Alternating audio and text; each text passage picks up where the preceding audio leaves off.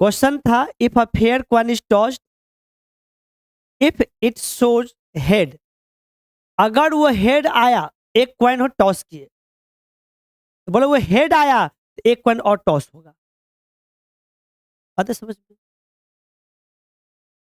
फिर से मैं पढ़ो, if a fair coin is tossed, if toss किया आप, उसके आगे कहानी है, इफ इट शोज हेड, क्या, if it shows head then again a coin is tossed. तो पहला कॉइन जब टॉस किए हेड आ गया, आते समझ में? फिर क्या कर दिए, तो फिर क्या होगा, एक कॉइन आ गया, उसकी होगी ना, हेड आया। देखो गेम खेलते हैं, कोई सिक्का लाओ, नहीं है, मेरे पास है, नहीं है। देखो सिंपल बात है इसमें, हेड टेल है। अब देखो हम मान लो टॉस किए, जो भी आया, मान लो टेल आ गया, तो कुछ नहीं कर, कुछ बोला ही नहीं टेल आने पे, टॉस किए हेड आ गया, तो दूसरा कॉइन फिर टॉस होगा, है ना।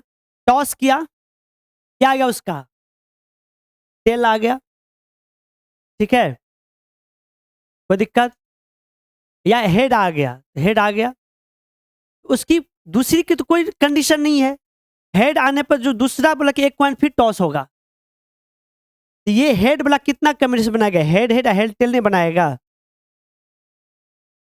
नहीं देखो, ए, कौन है,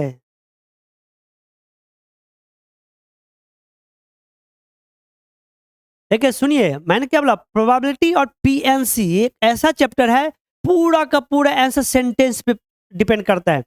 सेंटेंस समझ में आ गया, क्वेश्चन बन गया। इसी क्वेश्चन की बात करें, इसमें कुछ नहीं है, बस सेंटेंस ही पकड़ना है। फर्स्ट लाइन क्या बोला गया है, if a fair coin is toss, नहीं टॉस किए, आगे क्या बोला है, if it shows head, head show किया, एक और क्वेन निकालो, है ना, हेड शो हुआ, है ना, इक्वेन टॉस होगा, इक्वेन क्या होगा, ये दो आउटपुट देगा कि नहीं देगा, हेड और टेल दोनों देगा। इसका हेड कितना कॉम्बिनेशन बनाएगा, इससे एक हेड भी लेगा और एक टेल भी लेगा। ये बात आया समझ में, तो दिक्कत, ठीक है। अब देखिए ये दो लाइन पहले समझो, if a fair coin is tossed, if it shows head then a coin is tossed, समझ गए, एक क्वाइन टॉस करेंगे, ये कॉम्बिनेशन बना। आगे है इफ इट शोज टेल, यही पहला क्वाइन, पहला क्वाइन टॉस के हेड आया, तो एक क्वाइन टॉस्ड होगा, एक और क्वाइन टॉस करेंगे, ये कॉम्बिनेशन हो गया। और बोला कि ये अगर टेल आ जाएगा ना, तो एक डाई थ्रो करना पड़ेगा, ये क्या आ गया, एक टेल आ गया, टेल आ गया दूसरे क्वाइन, अगर पहला क्वाइन का एक टेल आ गया, तो बोला कि तुमको एक डाई थ्रो करना पड़ेगा। तो पॉसिबल आउटकम्स क्या होगा, T1, T2, T3, T4, T5, T6। इस क्वेश्चन का ये मतलब हो, बस यही आपका क्या हो गया, सिंपल स्पेस हो गया। इसमें एन ऑफ एस कितना हो गया, 8 है। बतवा आया समझ में, कोई दिक्कत इसमें, सेंटेंस समझ गए। अब फिर से एक बार पढ़ो, देखो प्रोबेबिलिटी को हमेशा एक बार पूरा क्वेश्चन मत पढ़ना कोई, या जब पीएनसी जब करेंगे तो बस एक लाइन पढ़िए, उसको सोचिए, फिर दूसरा में पढ़िए, फिर सोचिए, फिर तीसरा में फिर सोचिए, आपको आंसर मिल जाएगा। अब पढ़ो तो जरा सोचो तो, क्लियर हुआ ये पॉइंट।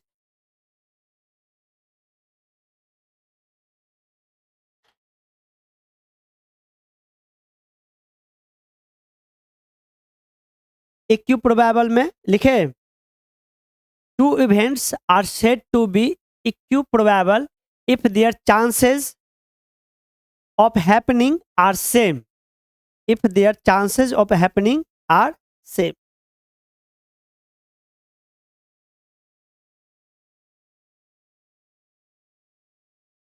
ठीक है, तो एग्जाम्पल में लिखिए इसमें,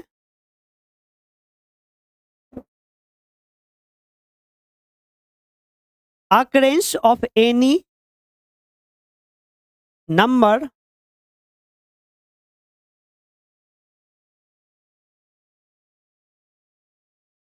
of any number on throwing a die। नहीं, किसी भी नंबर का तो क्या एक के बार होगा, हम कोई पर्टिकुलर केस नहीं बोले हैं।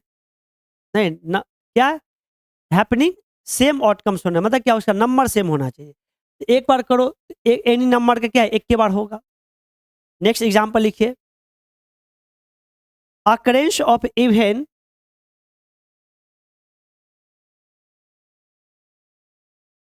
occurrence of even and odd number on throwing a die।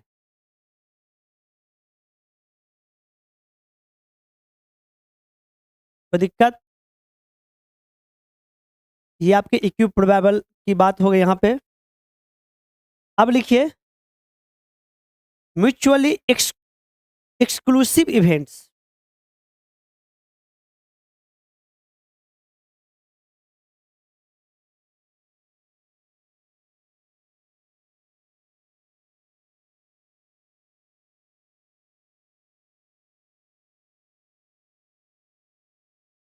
Exclusive में क्या होता है, दो या दो से अधिक इवेंट का एलिमेंट कॉमन नहीं हो, मतलब दोनों के इंटरसेक्शन 5 हो।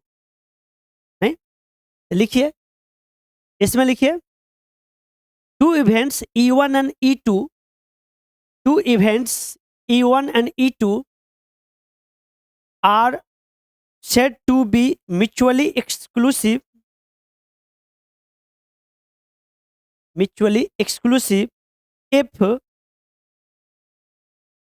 if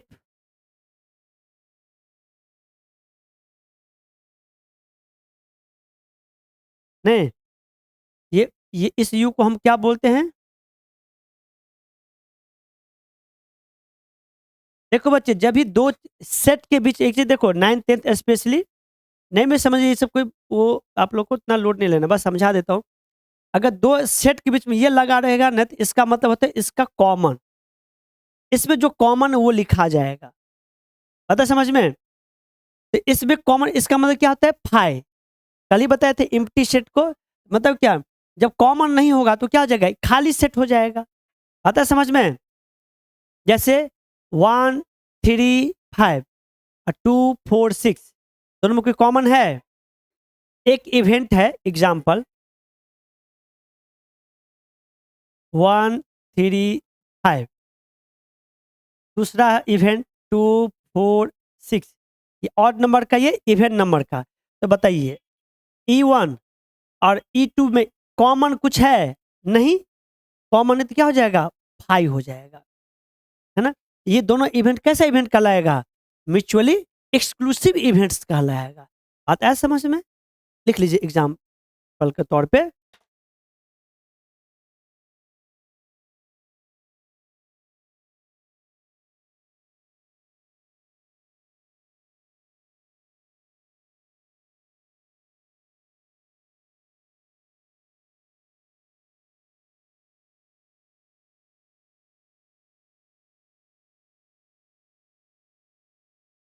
लिख लिए, आगे लिखिए, if,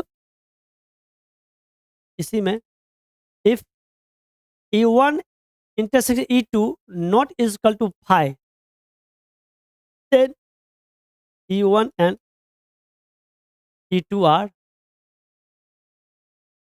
compatible events।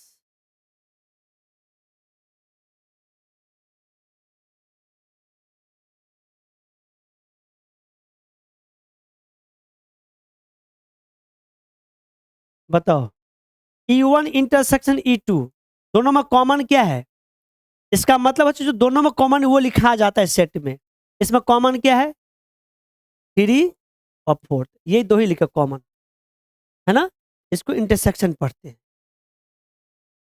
9th 10th देखो बच्चे, तुम लोग को इस क्लास में बैठाने का मतलब है कि ट्रेलर नहीं, कोई फिल्म रिलीज होते ट्रेलर आता है ना, वही चीज है। पहले बता रखे कि 9 से चीजें शुरुआत हो जानी चाहिए अभी के टाइम में। कोई जनरेशन बहुत आगे जा चुका है, कंप्यूटर बहुत हाई हो चुका है, तो 9 से चीजों को पढ़ना समझना पड़ेगा। ठीक है, दोनों क्या हो जाएगा 3,4, इसीलिए दोनों क्या हो जाएगा, ये कॉम्पेटेबल इवेंट्स हो जाएगा। ठीक है,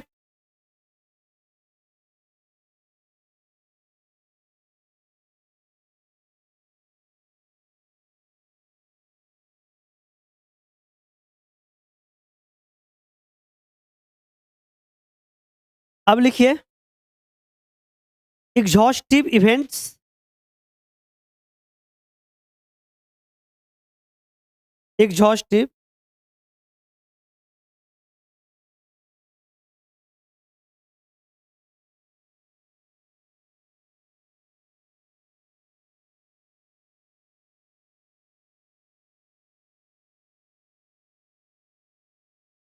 ठीक है, क्या लिखे हैं एग्जॉस्टिव इवेंट। देखो ये क्या होता है, मान देखिए जैसे ये बॉक्स है, इस बॉक्स को हम एस बोल दिए हैं। क्या बोल दिए, एस। ये क्या हो गया, ये बॉक्स क्या हो गया, सिंपल स्पेस हम बोल दिए इसको, है ना। इवेंट क्या होगा, जो भी इवेंट इसके अंदर का होगा, है कि नहीं। इसमें बहुत सारे इवेंट्स है, मान लो ऐसा करके ये E1 हो गया, ये E2 हो गया, नहीं ये E3 हो गया, ये E4, ऐसा बहुत सारे इवेंट हो सकते हैं इसके अंदर में। अब पूरा बॉक्स क्या हो गया, सैंपल स्पेस। जितना भी इवेंट गिवन होगा उसका अगर यूनियन, अगर ये एस दे दिया तो समझे, तो क्या हो गया, वो एग्जॉस्टिव इवेंट हो गया। बात आ गया समझ में। ठीक है, देखो एग्जांपल यूनियन होता है, कुछ बच्चों को ये मैं बता दूं, ए 1 2 3 है, और ले लो 1 2 3 4 ऐसा है, बी ले लिए और एक एस ले लिए, 1 2 3 4 5 6, एक बी ले लिए, 2 3 4 5 6। बात है समझ में।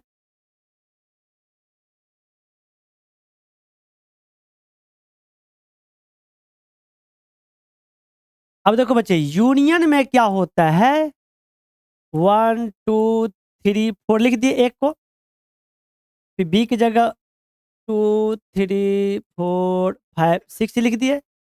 यूनियन में क्या होता है, दोनों मिला के लिखते हैं और कोई भी रिपीट नहीं करते हैं।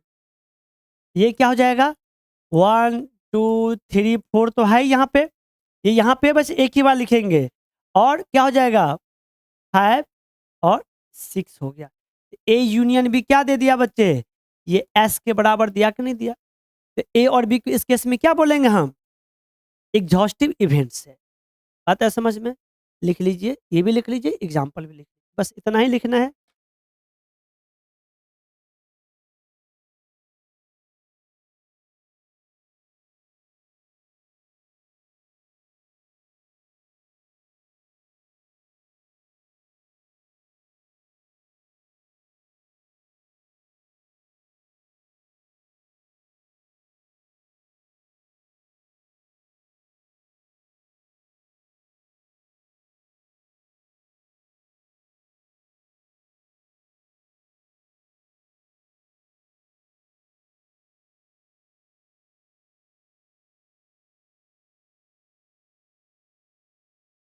कोई दिक्कत, इसका मतलब क्या हो गया, ए बट नॉट बी हुआ इसका मतलब, है ना। एक देखिए ए में से क्या घट रहा है, जो ए बी का कॉमन है वही ना घट रहा है, बी का नहीं, उससे कोई फर्क नहीं है, लेकिन कॉमन नहीं दिखना चाहिए। जो कॉमन दिख गया तो हो जाएगा, है ना। जैसे एग्जाम्पल के तौर पर हम बोले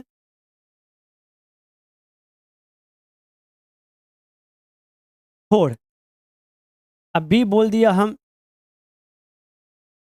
ये बोल दिए, हम बोल दिए कि ए का एलिमेंट होना चाहिए बट बी नहीं होना चाहिए, तो तुम क्या लिखोगे, ए कितना है, ए इन्हें बी कितना है, कॉमन दोनों का 3 4 है, तो ये 3 4 हट गया तो कितना बच गया 1 2, तो ये क्या हो गया, सिर्फ ए ही हुआ कि नहीं हुआ। ए का कुछ एलिमेंट दिखा, बी का तो है ही नहीं बिल्कुल। आता है समझ में, ये हो गया, लिख लीजिए इसको।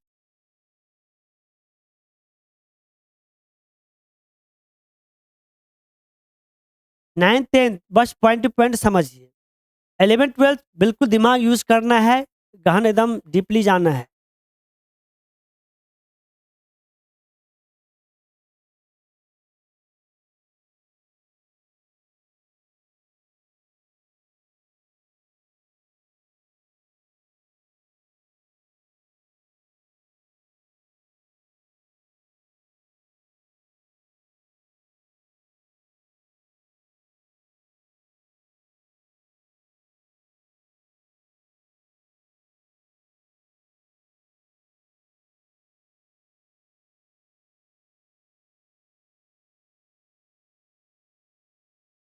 ठीक है, अब आइए, अब आते हैं क्लासिकल डेफिनेशन ऑफ प्रोबेबिलिटी। अब हम फाइनली यहां पे पहुंच रहे हैं।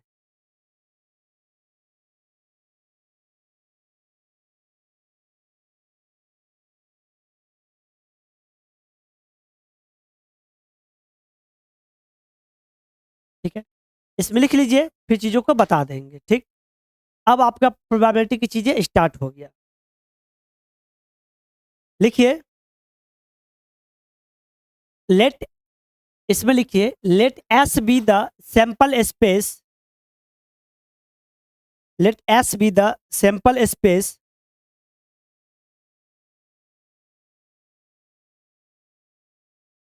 है ना। अब आगे लिखिए the probability of occurrence of an event E, the probability of occurrence of event E is denoted by, is denoted by P of E, is denoted by P of E, and is defined as, and is defined as। ठीक है, अब देखो यहां, अब ये defined कैसे होगा, P of E जो हो जाएगा, हम क्या करते हैं, जो इस इवेंट पे जितना नंबर है वो यहां लिखते हैं। देखो प्रोबेबिलिटी, जिसकी प्रोबेबिलिटी पूछा जाए उसका नंबर ऊपर लिखते हैं, यहाँ पे नंबर ऑफ सैंपल स्पेस देते हैं, है ना। मतलब क्या, number of elements in E upon number of elements in S. बात है समझ में, इस तरीके से डिफाइंड होता है, लिख लीजिए इसको।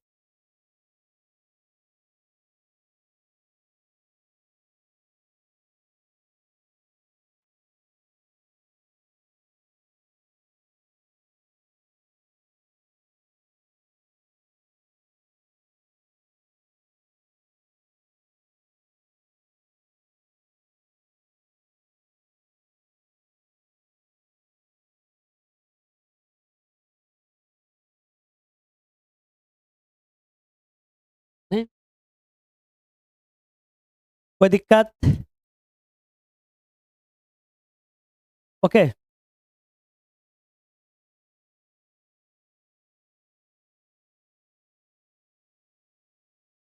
नेक्स्ट देखिए, अब एक हैश टैग आपको पता है ना कि P of E less than equal to 1 greater than equal 0 होता है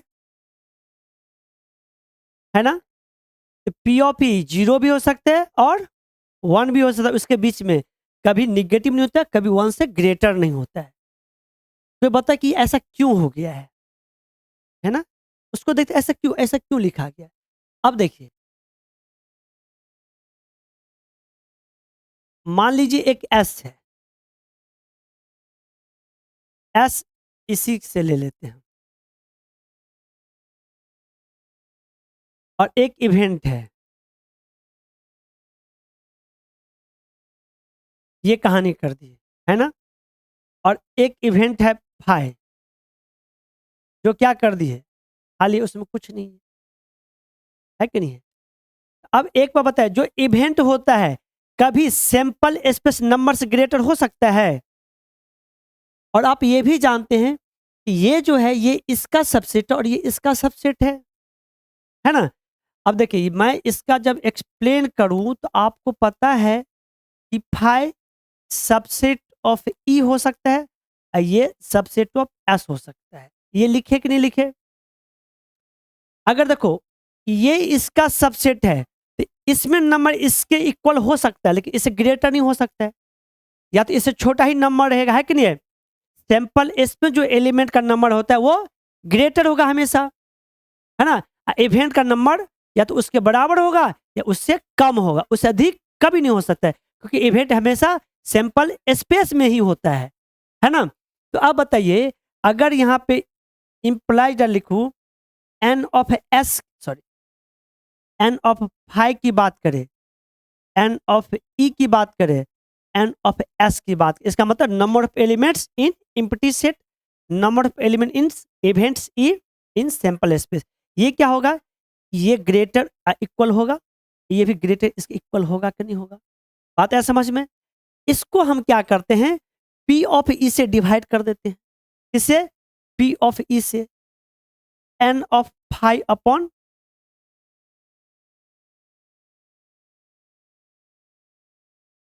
ये एन ऑफ एस से, सॉरी एन ऑफ एस से, किससे? एन ऑफ एस से क्या किसे हम डिवाइड कर दिए, ये क्या हो जाएगा? N of E upon N of S, N of S upon N of S. अब बताओ इसमें कितना एलिमेंट होता है? अगर इसकी बात करें zero, zero upon something zero, N of E upon N of S क्या होता है? पी ऑफ ई, और ये दोनों करे कितना हो गया? वन। अब बताइए समझ गए नहीं समझ गए, है कि नहीं है? कोई दिक्कत? बच्चे यहाँ 10वीं 11वीं 12वीं पढ़ लेता है फिर भी ऊपरे ऊपरे रह जाता है बच्चा लोग। देखिए तो इतना सिंपल बात है, लिख लीजिए इसको, राइट डाउन कर लीजिए।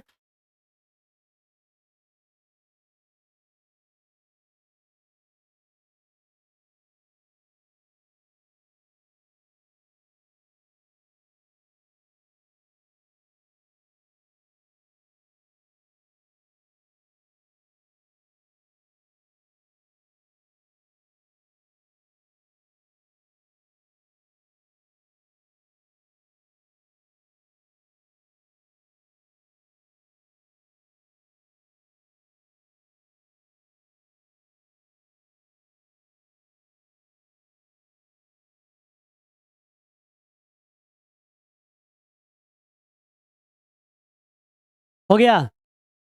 देखिए अब एक वर्ड आता है आपके जब क्वेश्चन करेंगे उसके अंदर में, odds in favour, odds against, क्या?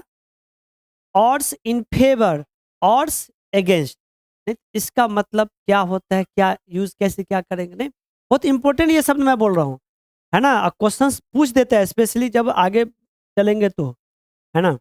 आप लोग हेडिंग दे दीजिए, odds in favour and odds against on event E.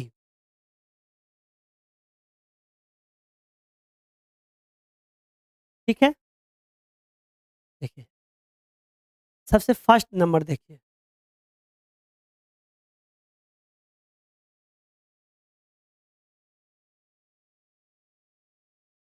Odds in favour की बात कर रहे हैं, है ना। यहाँ पे हम लिख देते हैं number of favour upon number of non favour. ठीक है, इन फेवर में फेवर का नंबर लिख देंगे, उस इवेंट को जो फेवर कर रहा है, इसमें नॉन फेवर का नंबर से डिवाइड कर देंगे। ठीक है, अच्छा फेवर में क्या था वहां पे? M upon N minus M था या नहीं था? था ना। यहीं पे अगर मैं बात करूं तो ये क्या था? N of E upon N of E dash था कि नहीं था? अब देखिए इसी को हम अगर एन ऑफ एस से डिवाइड कर दें, कर सकते हैं ऊपर नीचे, तो बताइए तो इसे हम लोग क्या लिखते हैं? P of E upon P of E dash. अब बहुत ही इंपॉर्टेंट क्वेश्चन बन जाता है यहाँ से बच्चे, बस इतना ही काम करना होता है। बहुत बच्चे को तो यही नहीं समझ में था और से इन फेवर में क्या करते नहीं करते, आप देख रहे चीजों को। ठीक है, इसी का सेकंड बात कर देंगे, और अगेंस्ट की बात कर देंगे तो क्या हो जाएगा? नंबर नन फेवर, अगेंस्ट है ना, नन फेवरेबल, और अपॉन नंबर ऑफ उसके फेवर में जो है, तो क्या हो जाएगा यहाँ पे? N of E dash, n of E, यही यहाँ पे upon N of E upon N of S, क्या हो जाएगा? हाँ, ये लिख के आगे लिख लीजिए।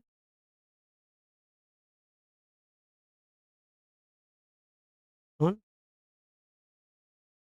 इवेंट ई, जो भी इवेंट बोलेगा उसका हो जाएगा पी ऑफ उसकी प्रोबेबिलिटी से डिवाइड कर, ये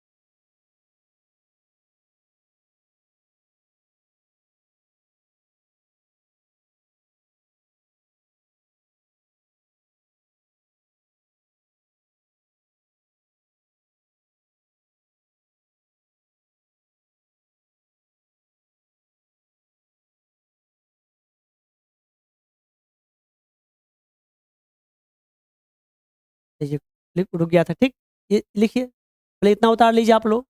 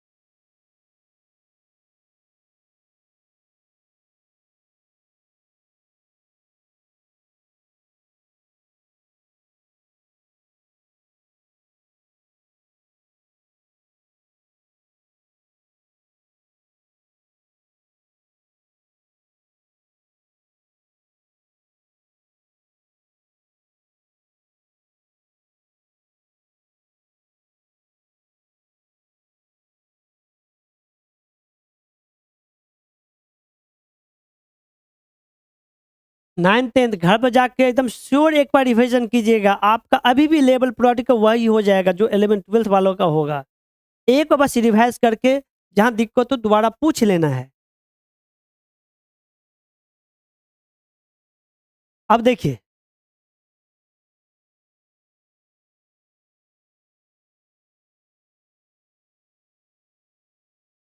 इसमें और आगे जोड़ रहा हूं क्वेश्चन, आप लोग अपना अभी रुक जाइए, देखिए देखिए क्या होगा। सम इज अ प्राइम नंबर, इसका आपको चाहिए, और नेक्स्ट लिख रहे हैं सम इज अ कंपोजिट नंबर। दिमाग नहीं लगाओगे तो थोड़ा सा नहीं लेंदी पड़ जाएगा। इधर देखिए, कम, अब इन दोनों में रिलेशन देखिए, ये क्या कंपोजिट मतलब क्या, नॉट प्राइम। प्राइम का निकाल दिए, उसका 1 में से माइनस कर दो, क्या हो जाएगा, कंपोजिट का हो जाएगा। इस तरीके से काम करते हैं। आइए, तो इसके लिए जो हो जाएगा E4 हो जाएगा, वो क्या हो जाएगा, 1 1 1 2 1 4, और भी जाएगा 1 6, फिर क्या जाएगा 2 1 2 3 2 5, अब नहीं जाएगा 3 2 3 4 3 5, अब नहीं है। अब आइए 4 1 4 3 4, अब नहीं है 4 4 5 6, बस नहीं है। अब 5 2, अब नहीं है 5 3 5 4 5 5 5 6,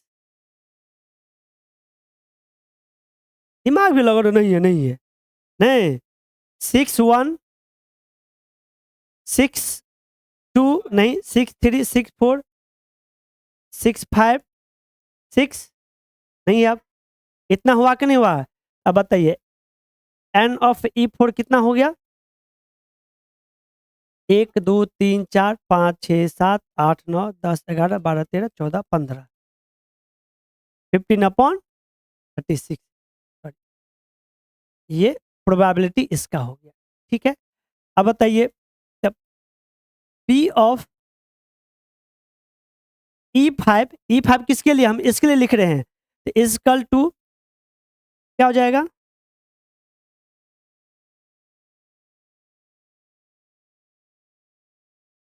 पी ऑफ, अच्छा ऐसा ये भी equal to P of E4 dash लिखते हैं, नहीं, अब 1 माइनस पी ऑफ E4, नहीं थ्योरी भी चीज बता रहे हैं और वो भी चल रहा है, तो क्या हो जाएगा सीधे सीधे इजकल टू 1 माइनस 36, उधर गया तो कितना हो जाएगा 29, नहीं सॉरी 21/36, जो कैंसिल होगा तो कर दीजिए।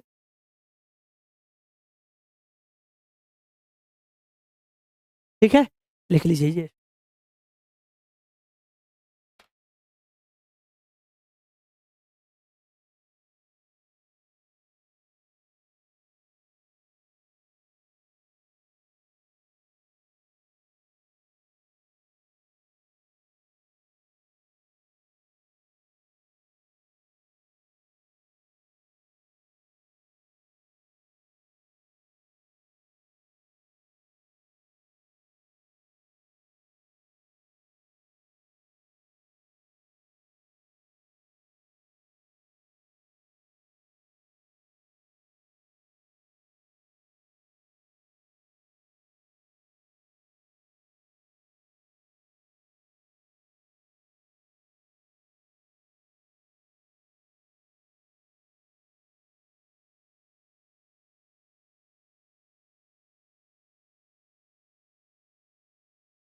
ठीक है,